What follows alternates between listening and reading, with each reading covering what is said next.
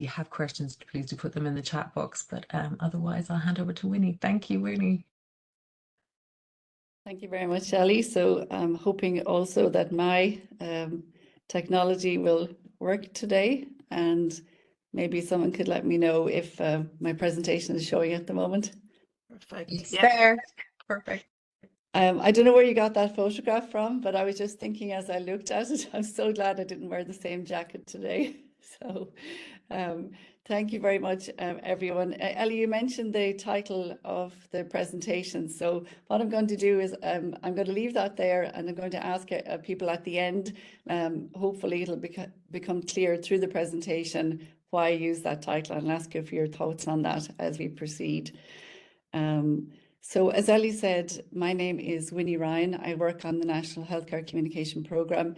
I would like to thank Lorraine and all of the team for inviting me to speak at your webinar today. I would like to also welcome all of you and thank you very much for taking the time out of your very busy days to join our webinar today. So I've been asked to talk about healthcare communication, and I suppose just starting with the meaning of the word communication. Communication and communion, those two words, they share a common root, communis, which is a Latin word for common or shared. So when we are communicating with people, we are sharing information in the hope that we will come to a common understanding. Communication is often thought of as performing art, or sometimes likened to a sport like golf or hurling or tennis or whatever. So it's made up of a set of skills. And if you want to learn it, you have to learn those skills individually, practice them, and then put them together. We're using the skills all the time. You know, they do degrade, so we need to keep refreshing them. If you're very good at playing tennis or playing golf or dancing, like we see here on screen, it doesn't mean you're always going to be good. We have to keep practicing and refreshing those skills, and also being aware of which skills we're very good at and which skills we might like to improve on. There's a reason that I used, well, there are two reasons I use this picture that you can see here on screen. The first is just sometimes being in conversation with somebody or communicating with other people is likened to dancing with somebody. So your conversational dance partner, if you like, is the person that you are communicating with.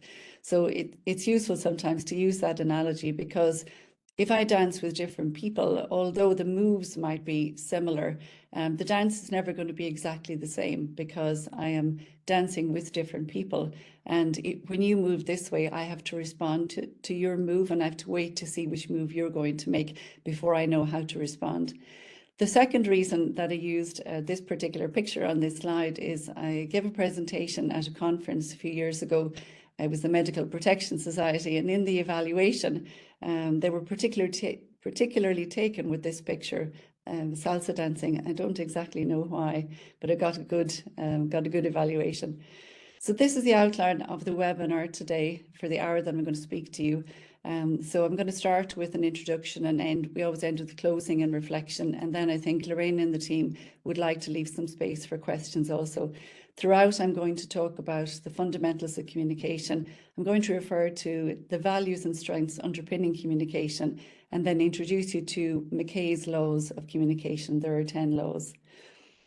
I said to Lorraine and the team when we were preparing for this webinar, webinars are tricky sometimes. I know they're easy to access because you're in your place of work.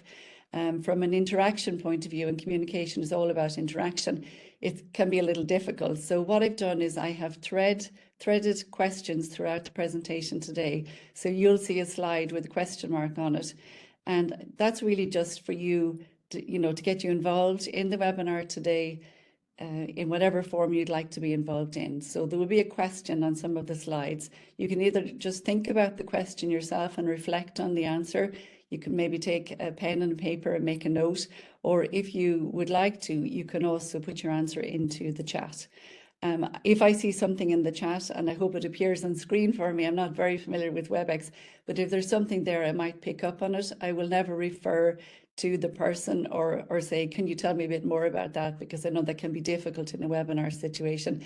But if you are happy to share your thoughts in the chat, that can be really useful for other people attending as well, because we can all learn from each other, and there's a really good attendance today. So if you're comfortable sharing your thoughts and your learning, then please put that into the chat. I also want to say to you, I have my notes here on the side on an iPad. So if you see me looking towards the side, what I'm doing is just flicking up to make sure that I'm covering all of the content that I thought of in relation to each of the slides. What I want to talk about in this slide before we move into the presentation in general is just to comment on the universality of communication skills. In the National Healthcare Communication Programme, we use a framework called the Calgary-Cambridge Guide, and people who are familiar with our programme have heard us talking about this. So this is an evidence-based, internationally recognised framework for teaching communication skills. It's the most popular framework in the Western world for teaching communication skills at undergraduate and postgraduate level. So the framework encapsulates 72 communication skills, and we use that framework in all of our modules on the programme. There are a couple of reasons we do that. The main one really is that there is one model and we can apply it to all sorts of conversations, whether you're sitting at the bedside with a patient, if you're in general practice out in community services, and we can also use the framework and the skills for end-of-life conversations, for conversations around motivational interviewing, or even very sensitive conversations like organ donation.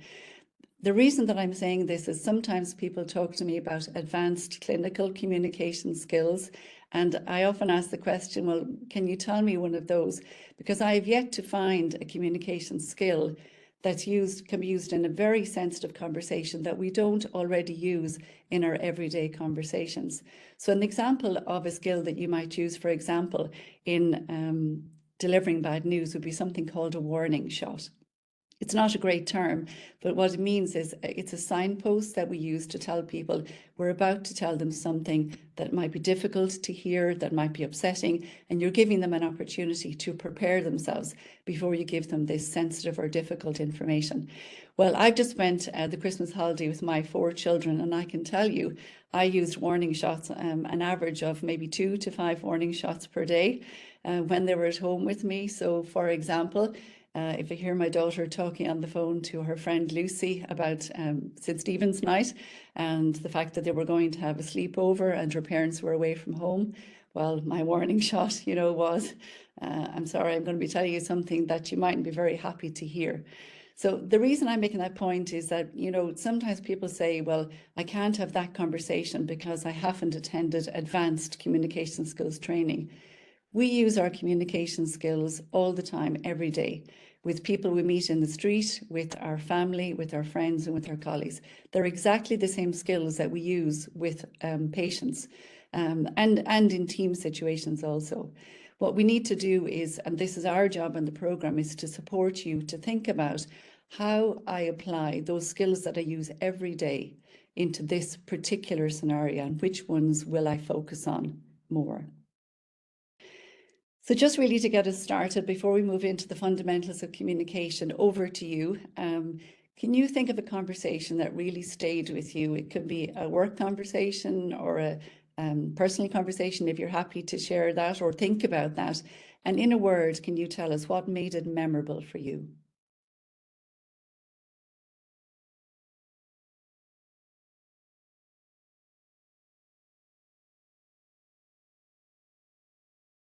Thanks very much for people who are putting their thoughts into the chat. I can see them coming up. And so for all of these slides, where you see the question, I will usually give it about 30 seconds to put answers into the chat and then move on. And that's just, I'm trying to keep an eye on the time. So kindness, empathy, connection. Some lovely thoughts coming there in the chat. Okay. Unexpected information. Yeah. Understanding. Repeating back. Thank you. Yeah. And the non-verbal communication, which we're going to look at today as well. Presence, we'll be talking about that. Yeah. Okay, and some of the conversations are very difficult and can be overwhelming. Compassion.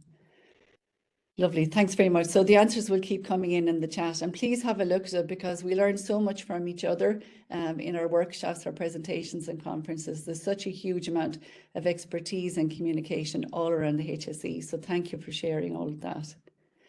Okay, so what I'm going to move on to now is just thinking about the fundamentals of communication, just to make sure that we're all, I suppose, thinking about it in more or less the same way, and you can see where I'm coming from. I talked earlier on about the Calgary-Cambridge Guide. So the reason it's called Calgary-Cambridge Guide is it was developed by two people, one from Calgary in Canada and the other, Jonathan Silverman from Cambridge in the UK. And when they talk about communication, they talk about three different sets of skills, but they're overlapping the skills that we use when we communicate. So there is content, and that refers to information, facts, figures, and so on. It's what we communicate, the words that we use, the information that we give. And then the process is how we do it. So how we structure the conversation and the skills that we use in delivering. For example, some of the skills I've seen you put in the chat there, skills for listening, summarizing, repeating back, nodding when someone is listening, your non-verbal communication. So the process is how we do it. And then there's perception, which is what we're thinking, what we're feeling, what our assumptions are, what our biases are, what our beliefs are, and so on. So at any one time when we are communicating with other people, all of these three are at play. And it is rare, for example, when we run into difficulty in communication, that it's the content alone that's causing the difficulty. Although, as we will refer to later on in the presentation, and I think Lorraine has a story that she wants to share with you, the words obviously do matter as well. And sometimes our words can heal or they can harm. So we need to keep an eye on those. But just to give you an example here, if I'm feeling, for example, if I have a child at home and they're very sick, I still have to go to work. I'm very worried about that child. I'm stressed. I didn't sleep much last night. So that's the perception part of communication. So because of that and because of my stress, I start to speak very quickly. Maybe I'm doing that now. You can let me know if I am. So I start to speak quickly. I don't make eye contact. You know, I'm kind of looking at the clock. I'm looking at my watch. And you can see how both of those might affect the experience for the person we're talking to, whether it's a patient or a team member. So my content might be very good, but all of these three are interlinked and depend on each other. So when we think about communication, we have to think about all three areas. So it's with that in mind that we designed what our healthcare communication program looks like. And I'd love to see maybe towards the end of the program, our job is to support you. You're the people having the conversations. So please let us know what we can do to support you. We have some workshops. You can see them on our webpage, what the different modules are. We know that it can be difficult sometimes for people to attend training. So we're trying to come up with other ways of supporting you. So please let us know what is useful to you and how we can support you. This is the way we've designed our program at the moment. So 3 different areas based on content, process and perception. So just looking at the area in the middle, skills and strategies, that's the process part.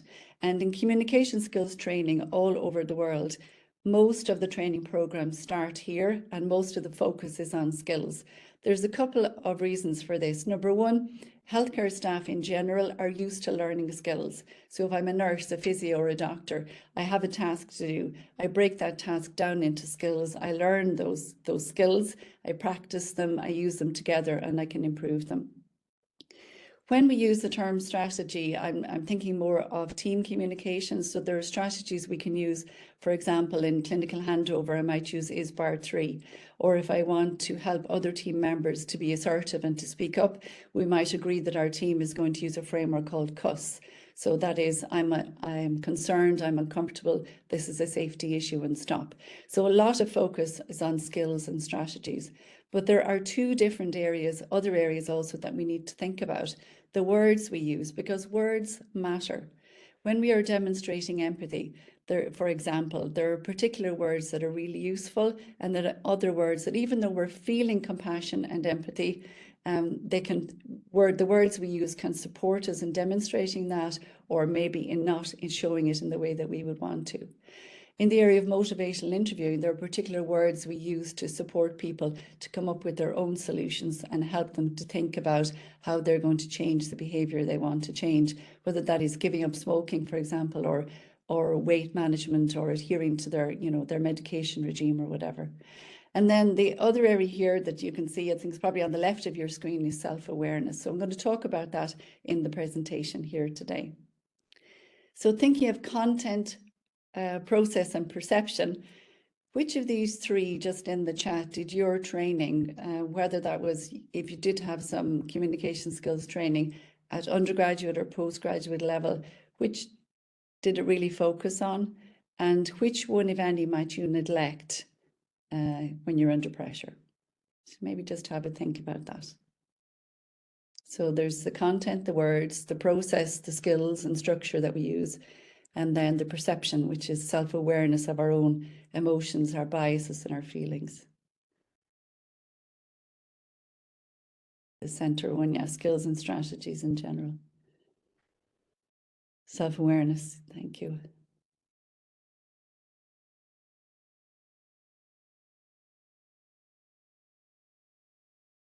Yeah, the words are really important, yeah.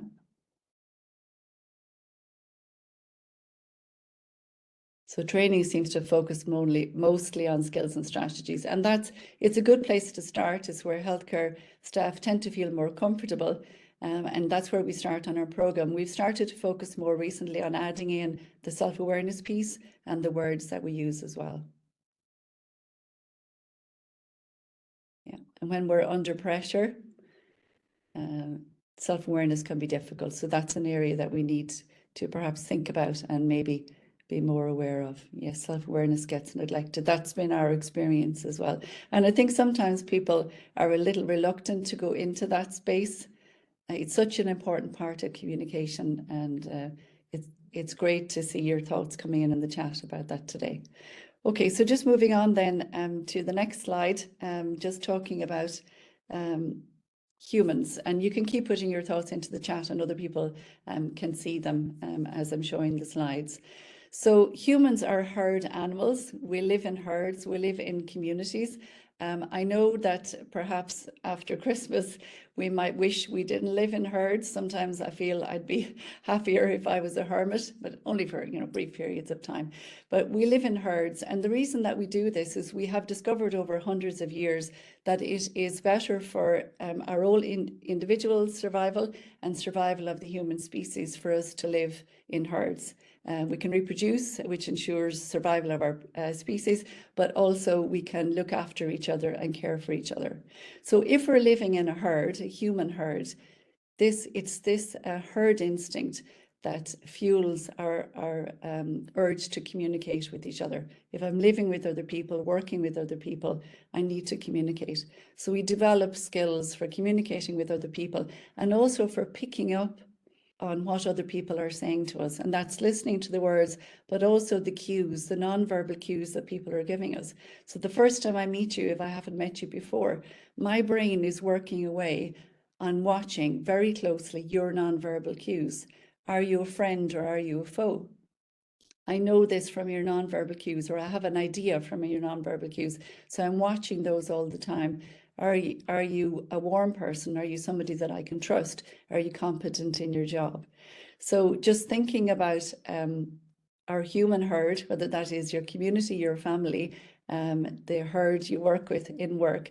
And this feeds one of our 5 core emotional concerns, which is affiliation. We all feel the need to belong in a family, to belong to a community, to belong to, I don't know, the Manchester United Supporters Club or whatever. We humans have a need to belong, and this affiliation is underpinned by how we communicate with each other. Because when we communicate with other people, we get a better sense of ourselves. Other people and our conversations with other people sometimes function like a mirror. I see myself more clearly in communication with you. I'm going to talk to you about Hugh Mackay. Hugh Mackay was an Australian social psychologist. He's written some lovely books. I read one of them over Christmas called Why Don't People Listen? But he's written many books on communication, and he came up with the 10 laws of communication. And I'm going to share those with you later on. But just first, I want to introduce you to this idea. So what Hugh Mackay says about communication is that communication between people is like a transaction. And when we hear messages from other people, we don't hear them in a neutral way. We filter them through what he calls our cage.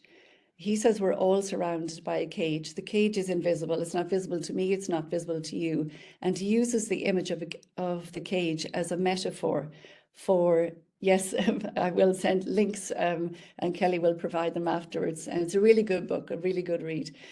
So Hugh uses the image of the cage as a metaphor for the framework that we surround ourselves with. And this framework starts from when we're very young. We build it up. It's based on our experiences, on our values and our beliefs, what we learn from our parents, what we learn from our community. It's not visible to us. So every time a message comes into us, our cage acts as a filter through which we receive that message. So why is that important? It's important because when I'm communicating with you, if our cages are more or less the same, because we have a similar background, we've had similar experiences and so on, then I'm going to be able to hear your message more or less in the way that you intended to send it to me. But if we have very, very different cages and I send you a message, then the cage, remember, is our framework of our beliefs. It's built up over years. It gives me my sense of identity and security. So if you are sending me a message that threatens my cage and it threatens the cage that I feel comfortable in, then I'm probably going to resist that. And you can't push your message through my cage. As a matter of fact, the more you push your message or try to push your message through my cage, the more I'm going to resist it, the more I'm going to reinforce my cage and defend it, and it becomes stronger. So when we meet other people and we're trying to communicate with them and get our message across and it doesn't feel like it's working, there are two things we can do. The first is to work really hard and put a lot of effort and skill into building rapport with that person so that they begin to trust us and maybe relax their cage a little bit. And then using curiosity and questions to find out what your cage is like so that I can match my message to your framework and your cage so it has a greater chance of success. We're going to explore that a little bit more through the rest of our slides. And just thinking about perspectives. So when we're in communication with other people, and this could be patients, could be our friends, or it could be our colleagues and teams, it's important to bear in mind that I may not have the same perspective as the person I'm communicating with. And that's often where we run into difficulty in communication. So you have two people looking at this picture. One of them sees a vase, the other sees two heads. I don't know which one you're seeing at the moment as you look at it. But unless we articulate that out loud, and if we start a conversation about the picture, we're going to run into trouble because I see a vase, so I'm sure you do, but you're seeing the two heads. Unless we tell each other what we're seeing, we then run into difficulty in the conversation because we're approaching it from a totally different perspective. So difficulties in communication are often about perspective, and really good communicators, before they start to send their message to other people, will first check, what's your perspective on this? Because when I know that, I can match my message to what you are thinking. So just to give you an example, what does this one mean to you?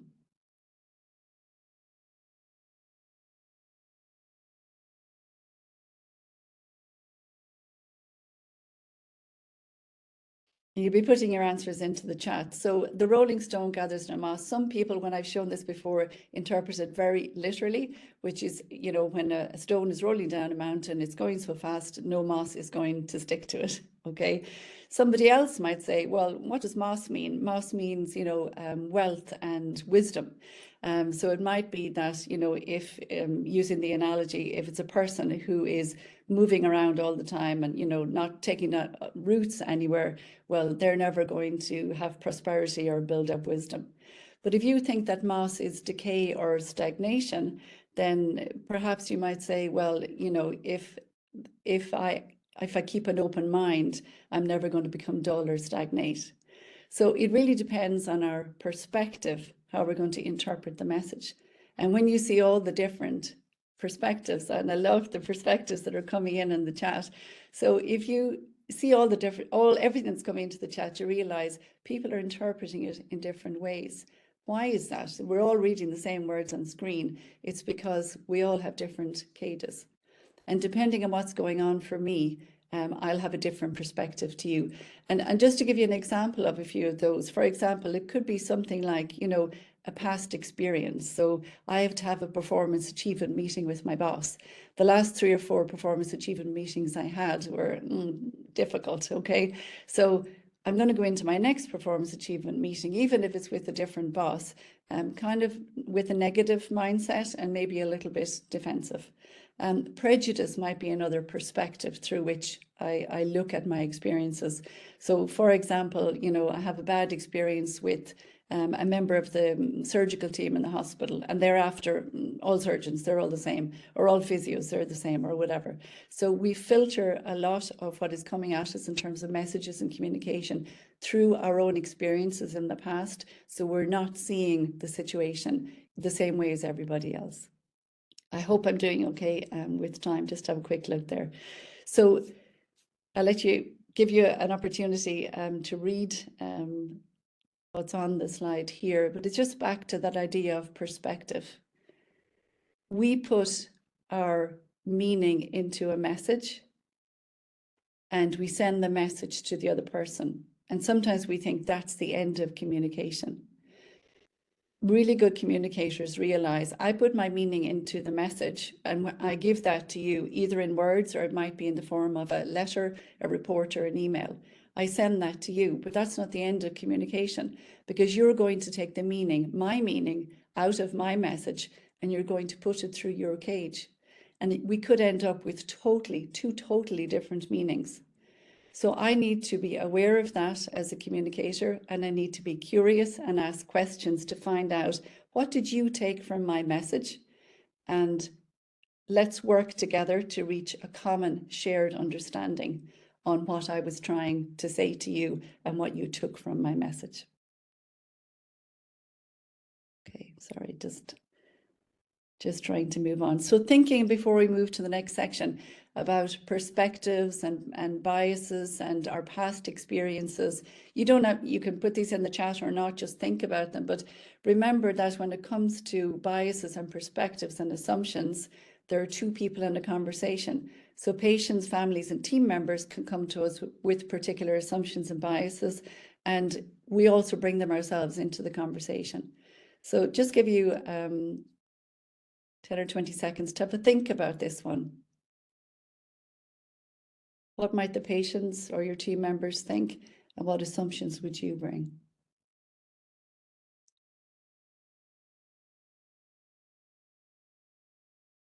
And we all have judgments, assumptions, and biases. Thank you very much. Professional knows best. Yeah. Okay, we all have them. It's important to be aware of them and to work on them and to be able to set those aside, in particular if you feel they're going to affect the conversation. Yeah. And it's good to think about what are my assumptions and what are the assumptions that the other person is going to bring to this conversation.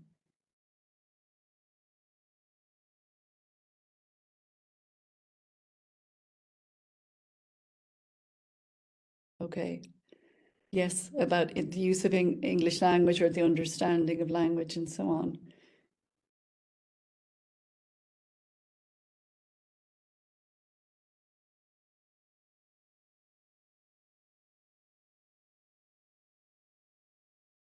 Assuming we have all the answers, yes. Okay, lovely. And unconscious biases, thank you, yeah. So keep those coming in the chat and I'll just move on to the next section.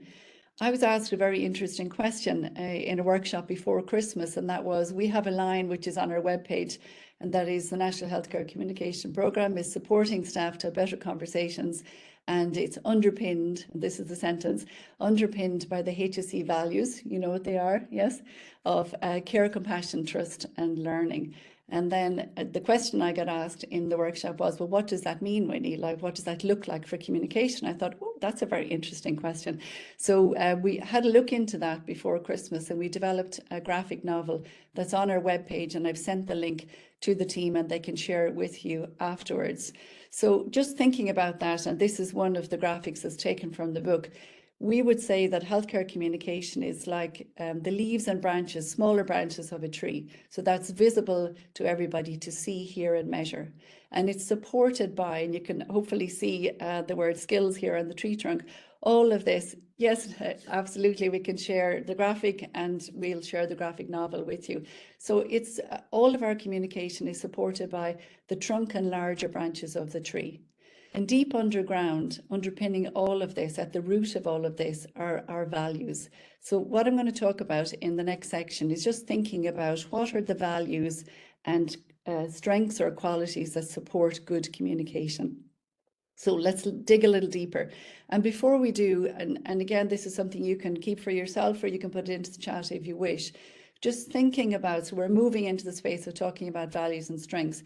Which values do you rely on most when conversations are challenging, say with patients or with colleagues?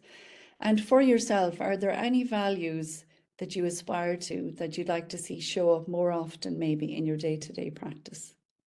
Okay, thanks very much. And they're coming in there in the chat.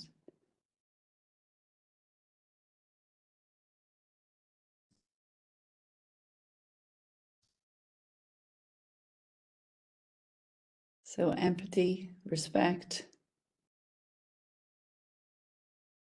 trust, kindness, yeah. And the 4 values of the HSE are care, compassion, trust and learning.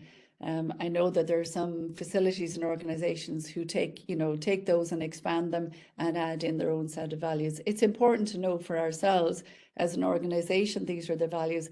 What are my own personal values? And maybe what are the values of my team? And wisdom, that's definitely going to come up in the presentation today, knowing that we don't have all or may not have all the answers and being able to say that. Non-judgment, yeah. Honesty and kindness. Okay, lovely. Thanks very much. So lots of answers coming up there in the chat. So just to say to you, and again, I can share the link for this. This is a huge book. But when I was doing my research before Christmas for the graphic novel, I came across this. I thought it was an amazing classification. This book is called Character Strengths and Virtues. They use the term virtue. I think we use the term values more in the HSE, but you can substitute whatever term you're more comfortable with. And they use the term character strengths, which I think is okay, but they are psychological qualities, and some people prefer the word qualities. So substitute whichever term you prefer. The authors are called Peterson and Seligman, I think that's how you pronounce it. And this was the first book on positive psychology. So not really looking at what was wrong with people, but what do people need? What do we need to help us thrive? And they looked across all philosophies, all cultures, all traditions, all religions. And they came up with 6, what they think are universal human values. And these are expressed through 24 character strengths or qualities, again, using whatever term you prefer. So just in the next section, I'm not going to be able to spend a lot of time on them, but I found this so interesting to think about. These are the 6 core values that they come up with. And I have 6 slides after this, which is drilling down into what are the character strengths or qualities that support each of these values. So what I'd like you to do, if you would like, is as I show each of the slides, I'm going to very briefly talk about the strengths. Maybe ask you on your own or in the chat, whatever you're comfortable with, to think about which of those values and strengths really resonates with me. It's really, you'll know when you see it, it's really important to me. Which one do I think I might like to develop or lean into or nurture a little bit more? And then in particular, before we leave the slide, so I'll give each slide about a minute, maybe think about which of those strengths or values is really important for communication, because that's what I was interested in and that's what we're talking about today. So the first of these values, thank you very much for all the values that are coming in. Just want to check that I'm saying everything I'm supposed to say in relation to the slides. So the first value is wisdom. And the strengths that support this value are cognitive strengths. So you can see them here on the screen. So for the next 6 slides, please take just the time to have a think about the value, have a think about the strengths, and in particular, how it might support good communication. So we have under wisdom, we have creativity, curiosity, open-minded, love of learning, and perspective. And I saw a lot of these terms coming up earlier on when you were talking about the values that support you in your conversations, particularly those difficult conversations. Curiosity is something we talk about a lot in relation to communication. So the strength of curiosity allows me to know there is a gap between what I know and maybe what your experience might be like. And that curiosity fuels me to ask the questions that I need to ask. Open-mindedness is really important because it's linked to judgment. So the literature doesn't say we shouldn't have any judgments at all. Of course we do. I need to make a judgment as to, whether or not it's safe to cross the road. We all have judgments, and the advice is to hold them lightly, not tightly. So if I'm open-minded, I know what I know, but I'm always open to hearing further information and maybe to changing a point of view when further information becomes available. Creativity is also, creativity relates to coming up with novel ways of doing things. And this, you can see how this would be important and useful in healthcare at an individual level with the patient. For example, if you're talking to a patient about treatment options, and there are 3 that you usually offer, and the patient says, well, based on my values or my experience, I can't take those options. We might have to be creative and work with the patient on coming up with another different treatment option. Learning and curiosity, and that came up earlier, I think, in the chat as well, they're closely linked. Curiosity is about asking the questions because you're interested in closing the gap. A love of learning is a systematic way of building up your knowledge, identifying what the gap is, and then systematically closing that gap. And then perspective is about being able to provide wise counsel to other people, having a way of looking at the world that makes sense to you and to others. So just before we leave this slide, just perhaps to take a moment on thinking which ones resonate really with you, maybe they all do, and which ones might link to communication.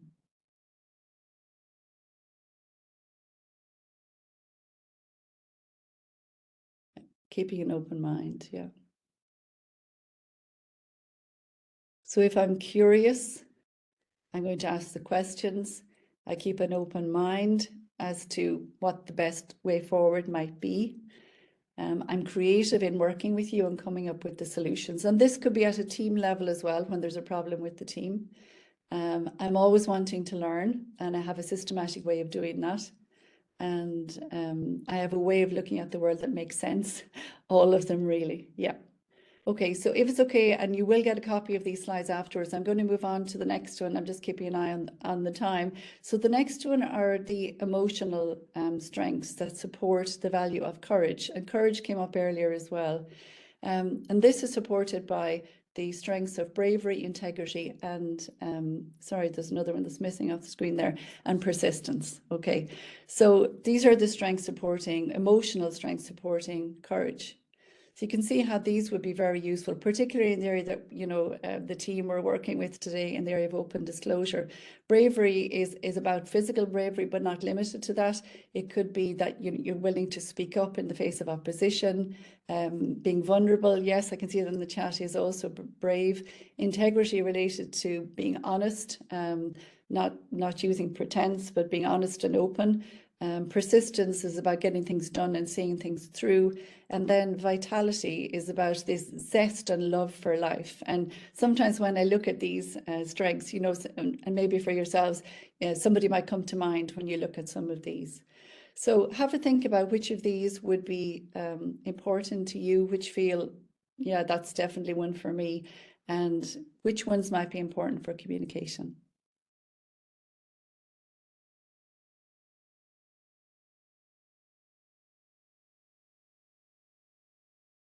Yeah. Integrity and honesty. Yeah. Okay, and you can see how this one really applies to difficult conversations. Having the courage to be honest, to stay true to yourself and to see things through. It's interesting, the word courage, the root of the word courage it comes from the Latin word cor, which means heart. And in times gone by, courage didn't mean bravery. What it meant was speaking your mind by telling everything that was in your heart. So I think this links to, difficult conversations, helping us to stay present in the conversation with honesty and speaking up and speaking our truth when we need to. Okay, the next area then is interpersonal strengths, and these support humanity. And I think looking at the value of humanity, looking at this one, this is very much the space, I think, that the people who developed, originally developed, the team that originally developed the 4 values of the HSE were very much, I think, looking in this space. So the 3 strengths are love, kindness, and social intelligence.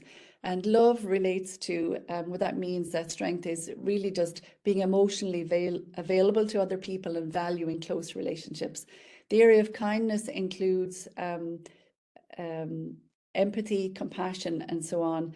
And the area of social intelligence. And so kindness is about caring for and supporting other people. And then social intelligence relates to self-awareness and social awareness. So being aware of my own emotions and how I'm feeling, and being aware of the emotions of other people as well, and using that information in our communication with others.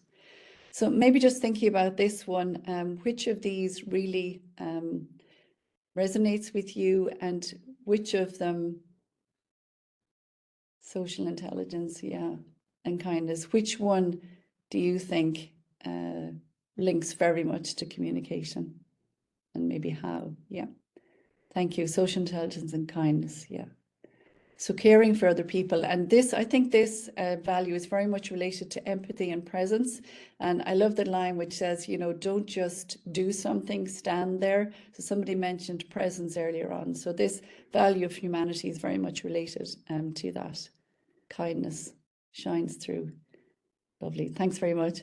So the next one then is civic strength. So I was comfortable when I was reading the book on the first 3 values. I thought I can see very easily how they would link with and support communication. I wasn't so sure about the other 3, but let's have a look at them. So the 4th value is justice, and these are civic strengths. And the strengths are identified as fairness, teamwork, and leadership. So teamwork is, and we're all familiar with this because everyone work in the HSE or in healthcare works within a team. We rarely work in isolation.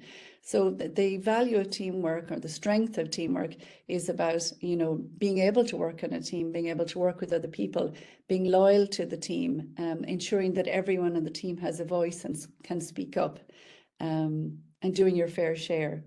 And then leadership is about, and that's not just people who have the recognized position of leadership, but we're all leaders at different points in time. So getting the job done while making sure that we maintain relationships with other people. And the strength of fairness, this very much relates to how we work also in teams, and now we work very much in an cultural environment now with lots of different cultures and religions and so on. And it's about applying that concept of fairness, giving everybody a fair chance, making sure everybody has a say, and leadership and followership. Yes, thanks very much for that one. So just thinking about this one here, how would any of these strengths link to communication, and which ones might feel very important to you?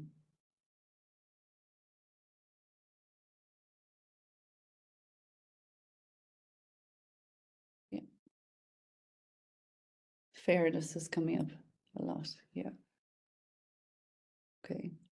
And I'll just read out exactly what the book said because it's coming up so much. Fairness is treating all people the same according to notions of fairness and justice, not letting our personal feelings bias decisions, and giving everyone a fair chance. Yeah. So these would relate to speaking up, making sure that everybody on the team has a voice, sharing credit on the team, not taking credit for other people's work, and so on. And we have 2 left then, and the 5th one is temperance. Gosh, I better keep an eye on the time. So temperance, the value of temperance, and the strengths here are protecting against excess. So that is forgiveness, prudence, humility, and self-regulation. Forgiveness is, about if we feel someone has wronged us, about, being able to forgive, giving somebody a second chance, not being vengeful. Self-regulation, very much related to the self-awareness and social intelligence earlier on, and that's, am I aware of my emotions and can I regulate my emotions? We work in a very emotional space in healthcare. People in general can be stressed, can be worried, can be vulnerable.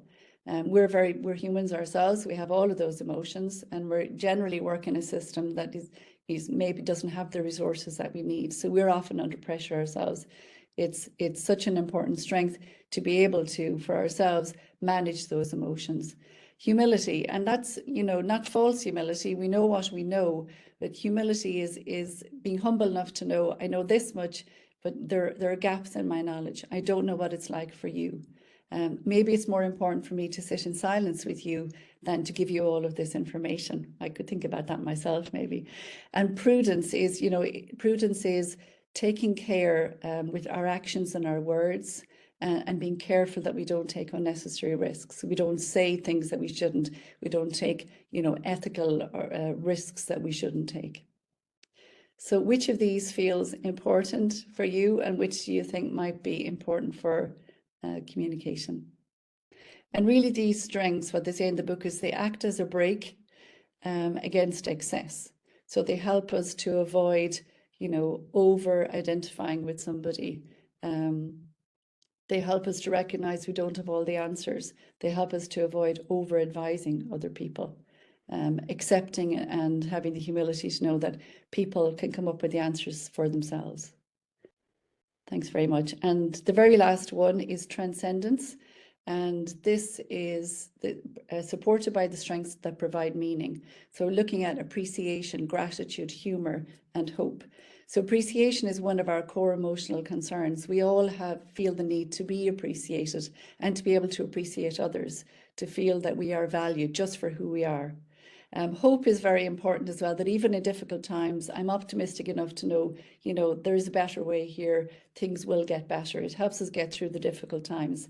Humor is another one that helps us to get through difficult times. So being able to see the light side of things, and, you know, very important in healthcare. Some of the conversations can be very difficult. Obviously, humor has to be appropriate and used in the right way, but it can help to lighten a situation. It can help people getting through difficult times. Spirituality is not referring to religion. It's just having a sense of a higher purpose. So again, you can see I was surprised to look through across the 6 of the values and all of the strengths, and realize that they're all, maybe you think I see communication and everything, but I can see links between all of these. Rolled up sleeves, that's very nice for hope. I can see how all of these would impact on our communication in healthcare. So just for this one, and over to you, and I'm sorry not to be able to spend more time on this, but over to you, and before we move on to the next section, can you identify one strength you rely on already in difficult conversations? And maybe, and you can think about this at the end of the webinar, to choose 1 or 2 strengths you might want to lean into, and one value. There are 6 values that you would like to intentionally nurture. So just have a think about that before we move on.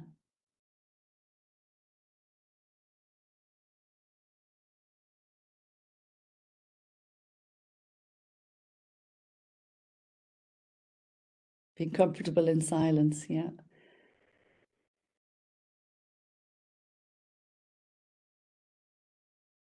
Kindness.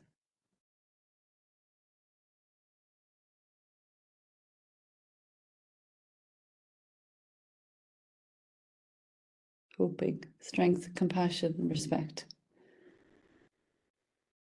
And truthfulness. Lovely. Thanks very much to everyone. And please keep them coming in so everybody can see them in the chat. What I'm going to move on to now, and I'm not going to have time to get through all of this, Lorraine, sorry. So I'm just going to briefly take you through the 10 laws of human communication. The reason I'm showing them to you in this way, I think they're very interesting. Other people might wonder why you're not talking about the Calgary-Cambridge Guide, and you can see how the 10 laws map very easily and nicely onto the sections of the Calgary-Cambridge Guide. It's just another way for us to look at communication. So the 10 laws, you can see them all across the top of the screen here, and the first one is back to self-awareness. Thanks, Kelly. And if there are any questions, I can send you the links, I can send you the references, and you will get a copy of the presentation afterwards. Good communication is all about self-awareness. Do I know myself, what kind of person I am, what my values are, what are my triggers, what are my hot buttons, what kind of sets me off? Because if I know that and I take the time to look at that, it makes it easier for me to communicate more effectively with other people. Going back to the analogy of the dance, it's very important in communication to have the ability to move from the dance floor where everything's happening up onto the balcony where you are watching yourself in communication with somebody else. This is a concept we use in healthcare anyway. So, for example, in surgery or in a crisis situation, there is always a team leader who stands back and keeps an eye on what's going on. They're not involved in the doing, because if we get involved in the doing, we can't see the bigger picture. If I stand back, it gives me situational awareness. What are the skills I'm using? How is this conversation going? Is this person looking comfortable or not? And let's think about all those things that, could be happening in our heads. So when we're communicating and they interfere with communication, giving advice to other people, in my head, linking it to my own story. I think it's such an Irish thing where people say, oh, you think that's bad? Wait till I tell you this one. In healthcare, that's not very good. And people talk about that in the care experience surveys. The midwife told me I'd just lost my baby. And healthcare staff are always using their story with the intention to connect. So the intentions are very good. It's very important to be on the balcony when you're watching yourself doing this. So maybe sharing your own story about when you lost your parent or you lost your baby. The intention is to connect. But if you watch yourself, I've done this myself, stood on the balcony while I connected to my own story, two things happen. Firstly, the other person stops talking. And secondly, the spotlight is on me now. And that's not what you want in that kind of conversation. Thinking about other things in your head, jumping to a conclusion and rehearsing my answer. So I'm not listening. I've stopped listening to what you're saying. I'm really only going to be able to flash the questions on screen, sorry for the rest of the presentation, but just maybe for you to think about them. Which one of these might be your personal default under stress? Giving advice, connecting it to your story, jumping to conclusions, because these affect all of us. The filters that we use, so we all have our own cage. Thank you, all of them. We all have our own cage that we're living in, and it can be made up of our biases, the negative labels we use, and our interpretations. So not that we never have those, it's just to be aware of them as well. That's really important. And just thinking yourself, can you recall a time when you jumped to a conclusion because of a particular filter or perspective or judgment, and then you realized it wasn't correct? So the advice is, have your judgments, we all have them, but hold them lightly, not tightly. Always leave the chink of possibility that perhaps you're not right. Perhaps that information isn't right. Perhaps that judgment isn't supporting you well in this conversation. The second law is about building relationships, and this is a part of the Calgary-Cambridge Guide. It's a huge part of the Calgary-Cambridge Guide, the importance of building relationships with people. It's not about being nice to people. It's about building trust, building rapport, so people will share their concerns with us so we can work together to come up with a treatment plan. It doesn't matter how long the relationship is going to be for, whether it's decades with your GP or just a few minutes in the emergency department. We still need to build a relationship with people.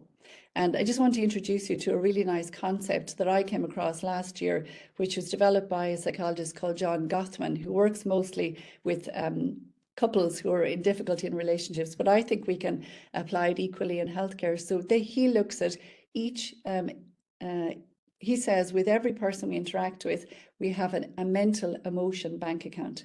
So all of the positive things that I do, I'm building up a deposit in my deposit bank account. So things like you can see here on screen, greetings, non-verbals, active listening.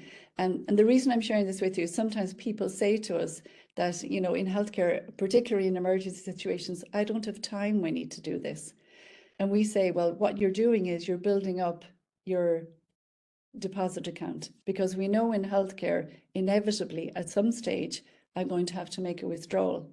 I might make a mistake. I have to tell you about that. I might have to tell you that you've been fasting all night, but your surgery's been cancelled for tomorrow because the list is run over. I might, come across as being rushed because we have a lot of people in the waiting room. I might have to tell you some bad news.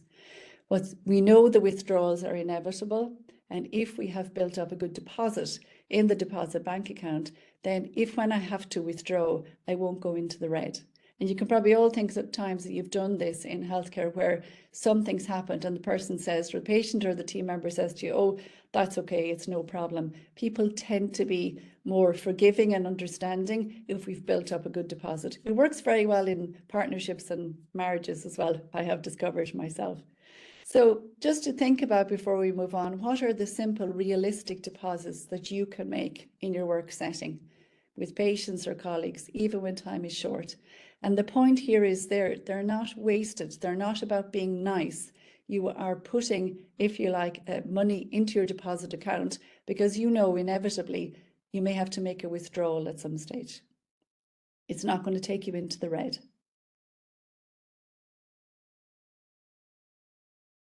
Okay.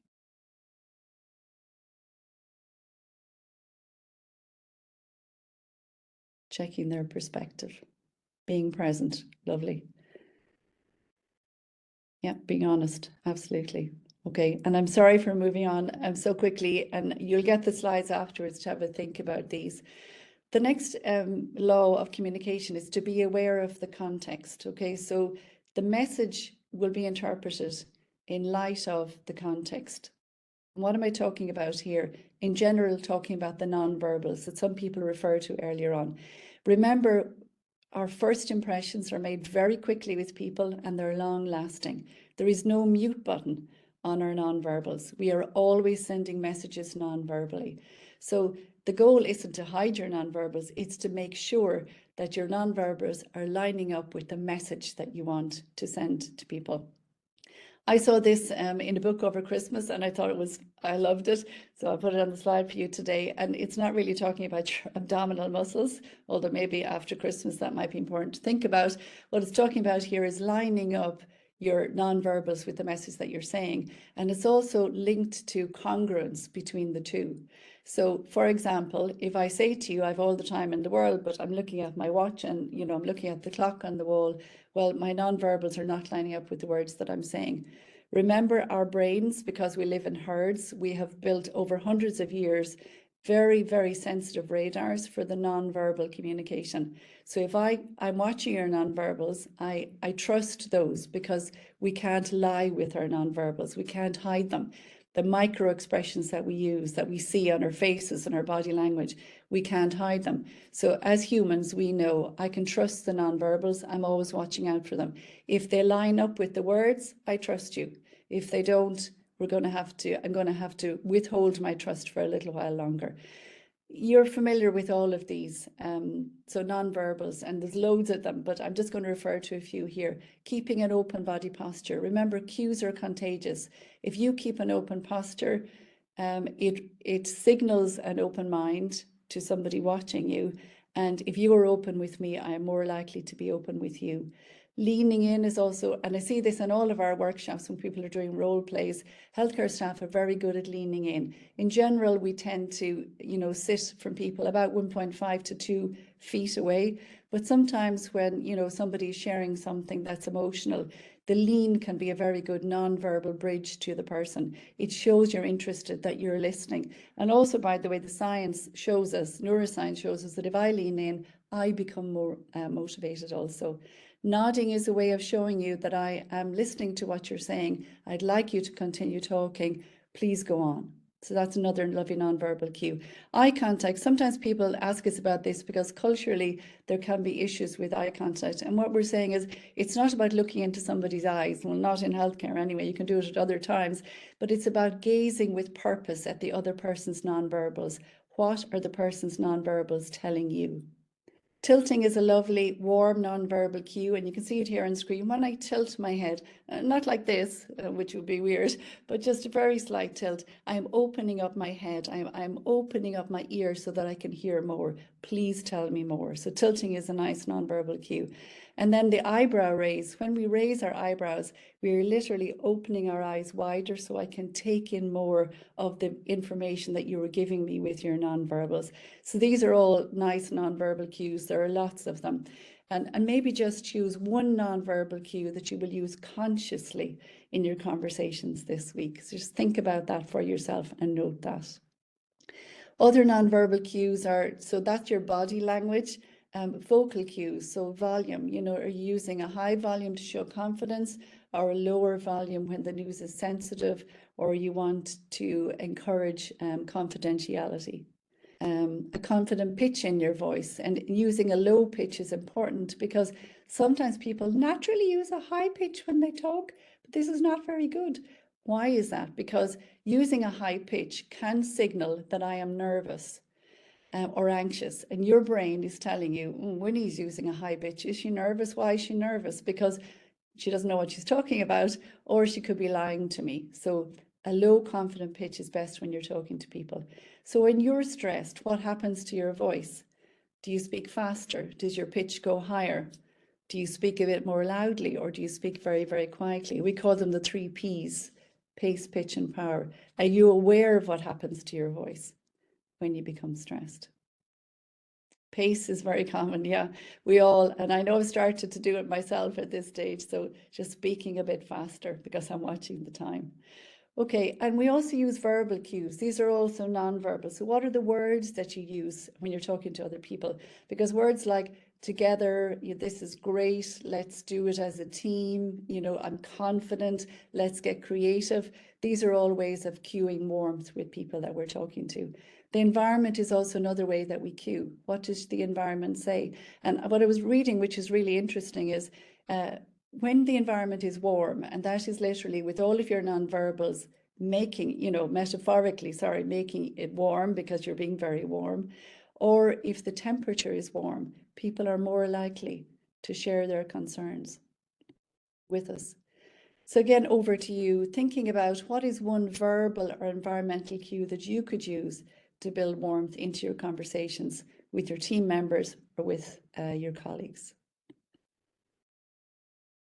Okay, so I might just finish on this one, Lorraine. So I'm going to talk about holding space. I won't get into the rest of the laws. I'm sorry not to have the time today, but you will get the slides, and I'm very happy to give people further information. I love this one, the fourth law, holding space. People are more likely to listen to us if we also listen to them. I'm going to give you just a few moments to read this quote from Mark Nepo.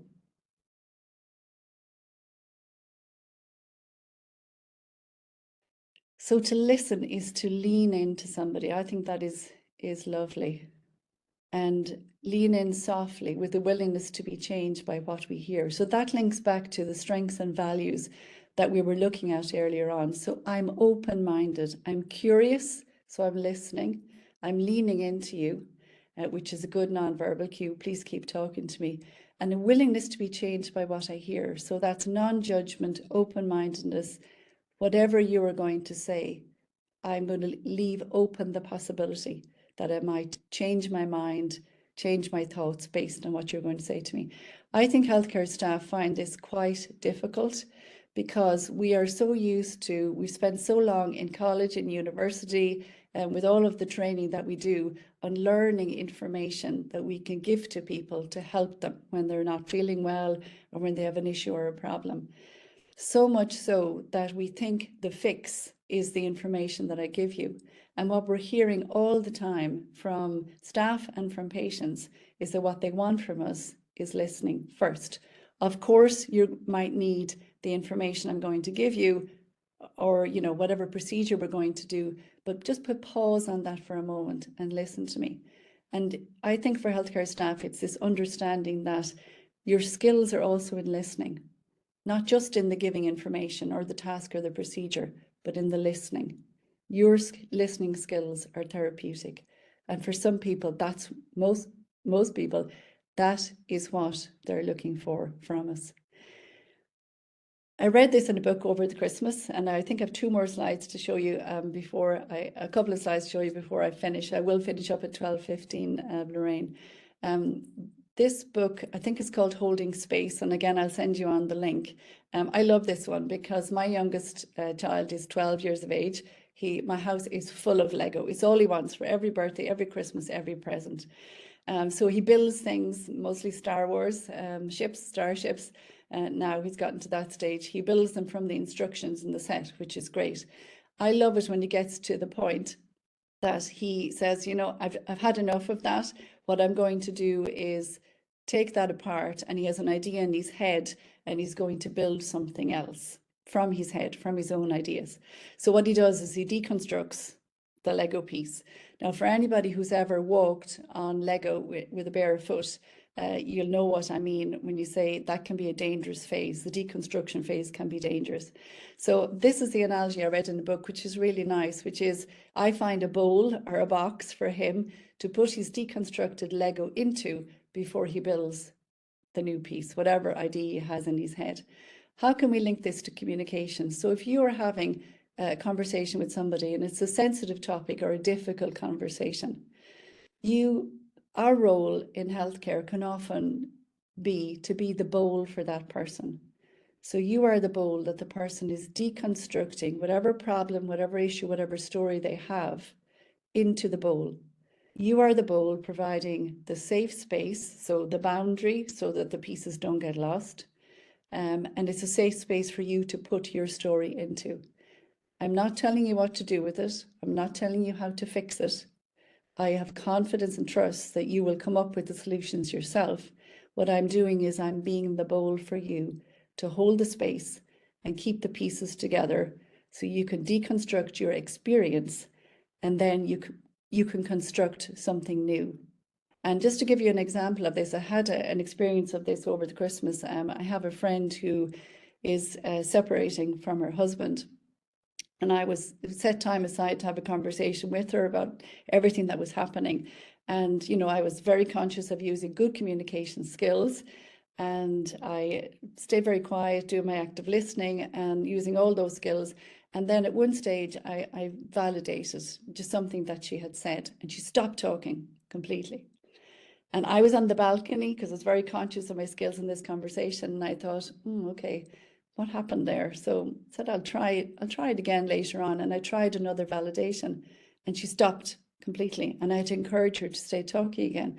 And what I realized was what she needed from me at that time was to be the bowl, just be the bowl that she would deconstruct her story into. I didn't need to fix it. I didn't need to share any of my own experience or any of my thoughts on, you know, what she might do to make it better or try to jolly her along or fix it. I was just the bowl. And I thought that was a lovely analogy. And I think sometimes this is what our team members, our family members, and our patients want from us, is just to be the bowl.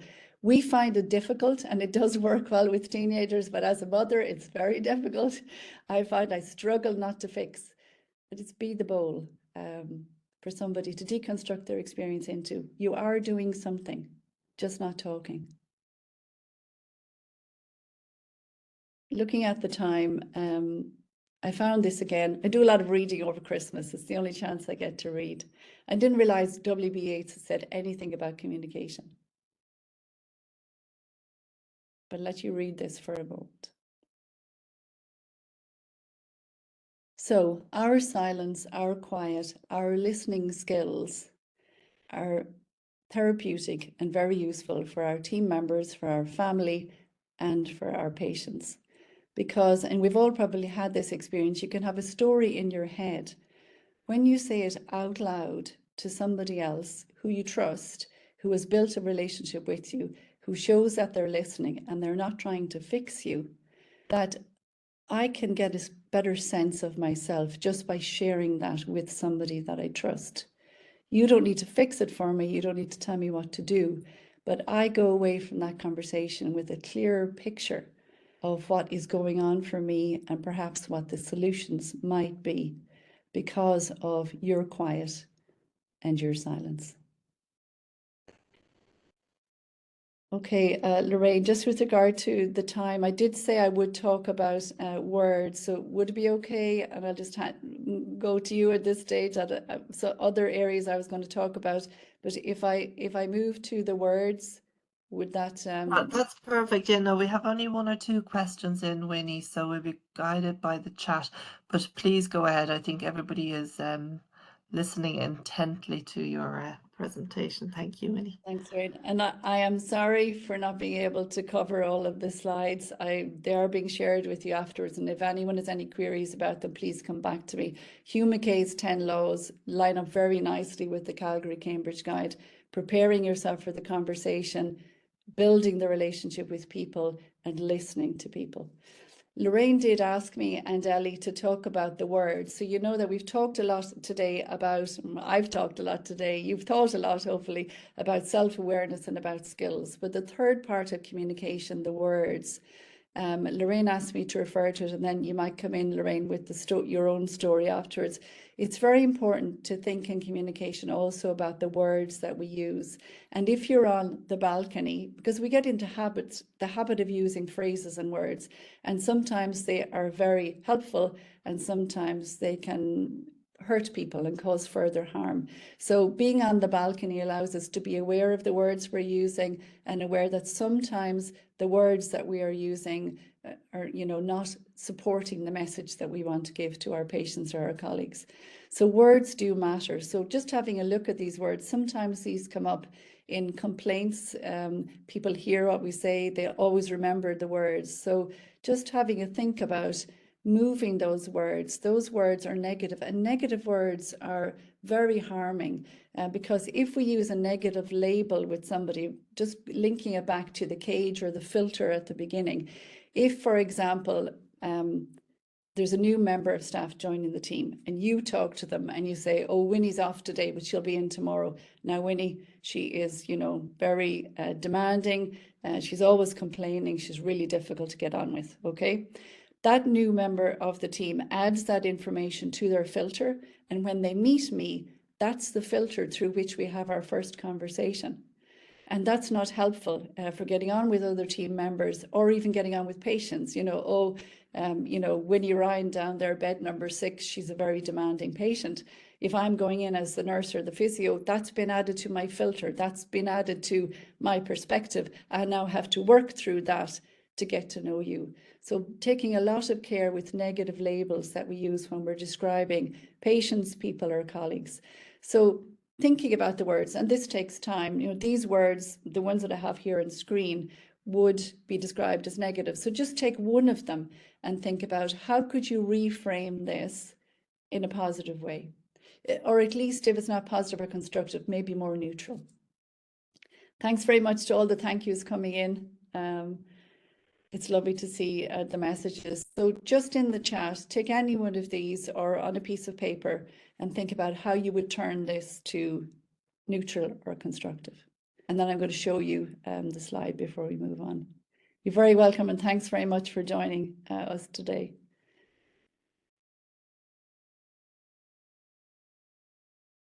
Okay, so for example, we won't go through all of them, not referring to people as bed numbers, but their name. Not the patient is non-compliant, they're struggling with adhering to, what we've agreed in terms of their medication. Winnie Ryan is very demanding, and well, maybe she needs extra support. Not suffering from something, but has something under the care of, maybe being looked after by. So the words that we use can transform the perception, the relationship, and the experience for the person. I think a lot of the words that we use are habits. We get into habits for using certain words. But if we were on the balcony where we're listening to ourselves, we might say, oh, that wasn't a great word to use. Let's reframe that into a more positive way. And you think about it in your head. And if you do that often enough, then you'll get to the point where you're making the change in your head before you say the negative word. You'll say, oh, Winnie is struggling with, the treatment plan we have for her. Let's have a talk about that. Is there any phrase in your service you'd like to shift from negative to more neutral or constructive? And just think about that before we finish up. Lorraine, did you want to talk at this stage about your, you had some thoughts and comments? I suppose just thank you, Winnie. Some reflections that have come our way. So I suppose in incident management and open disclosure, we rely a lot on the written word as well. So, we prepare these reports that are often very sensitive, and just being mindful of some of the language that we use. So I suppose just for shared learning purposes, we did a kind of thematic analysis very recently around shared learning around incidents where service users were choking, and we obviously wanted to highlight the kind of shared learning piece around how to prevent those, how to respond to those, and all of that fabulous shared learning is on the Patient Safety Together website page. But some of the language used in review reports and that we even used was around, you know, care of the elderly and that, and actually there had been some guidance issued from kind of subject matter experts in that area that we should be using language like older person or older people and things like that. So even just being aware of some of those developments. And equally, I remember doing an incident review or being involved in an incident review, and throughout the medical records it kept referring to the service user having a learning disability in that. And then obviously that was reflected in the review report, but it actually transpired they didn't have any diagnosis of the kind. It was actually a symptom of their deterioration and things like that. And you can imagine how that written word was perceived by family receiving those reports. So just to be mindful of those kind of developments in terms of language that we use.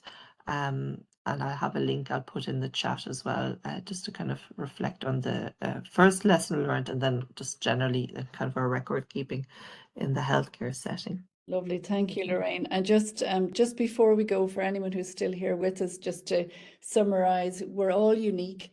You know, we have a huge diversity now in the HSE and in Ireland on styles, skills, preferences, cultures, and so on, and strengthening our teams by supporting each other. We have so many different perspectives, and we need all of them, and let's use all of them and appreciate that everybody's style is unique, and ensuring that other team members' preferences and voices are taken into account. So just finally then, on your reflection, is there any particular insight or skill from today that resonated with you for yourself? You can make your own note. Is there any particular strength you would like to lean into? And think about maybe where could you use this, when and with whom. People say, you know, when you're talking about taking up a new habit or a new skill, to get really, really concrete in terms of that's a skill I'm going to nod more when I'm talking to my patients. I'm going to start tomorrow, you know, on whatever, on the ward. So get very, very specific. Okay, the bowl, thanks very much for that. And thanks to Lorraine and the team, and I'll hand back to yourselves now. I can stop sharing if you'd like to want to share your slides. Oh, thank you so much, Winnie. So that was an excellent presentation, and you've really whet their appetite, I think, of participants today. One of the questions we had for you, Winnie, was were there any additional training programs that some of our attendees could sign up for, and where they would find them? Thanks very much, Lorraine. So we have 11 modules on the program, and then they're supported by, you know, you could attend the module if you just want to improve your communication skills. Then if you want to become a facilitator, there's an additional online on Zoom half-day workshop to attend. So they're always booked on HSE Land. I have to say at this point, I don't have any workshops for 2026 yet. And the reason for that is we're focused at the beginning of the year on supporting staff around conversations regarding organ donation, and supporting children where there's a parent or a loved one is dying and having those conversations. So we're taking the month of January, February to do that. But from March onwards, our workshops will be available for booking on HSE Land. That's brilliant. Yeah, it's an important area, and very grateful that you're covering those aspects, really. A question from one of our attendees today: how would you handle the approach of with a staff member who believes that they might not have any communication issues, or maybe should have some reflections around their communications, because feedback would suggest that they might need that particular support? How would you support them?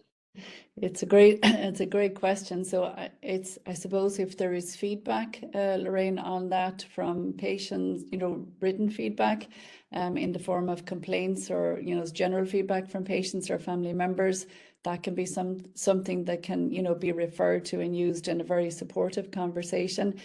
Sometimes it helps to normalize conversations about communication skills on the team and about feedback on the team. So if we're all talking about our communication skills and all welcoming and encouraging feedback from other team members and looking at feedback that comes into us from patients or whatever form that feedback comes in, then it's a conversation everybody is having, and it makes it easier to have, you know, so you're not singling out one person to have that conversation with, but it's something we do as a team together. It becomes easier then to have that conversation and maybe say, well, as a team, let's go book into the next workshop that they're having in our facility on communication, something like that. So gradually opening the door. And I suppose curiosity, sometimes it is, you know, creating that rapport and trust with the person, so they themselves identify that perhaps they're struggling in a particular area, but you know, not pushing the message into their cage, but building rapport, building trust, asking questions, and you know, supporting them to perhaps identify that they are, people usually know when they're struggling, and sometimes what they need is support from us to be able to articulate that. It can be difficult sometimes to push that message into their cage. It doesn't work. Yeah, no, that's really helpful.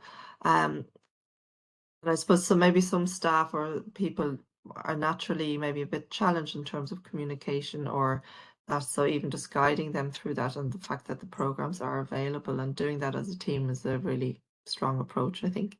Yeah. A question that has come up there, which I could even maybe touch on, is around whether or not we'll be collecting data around verbal abuse that maybe some staff or patients experience.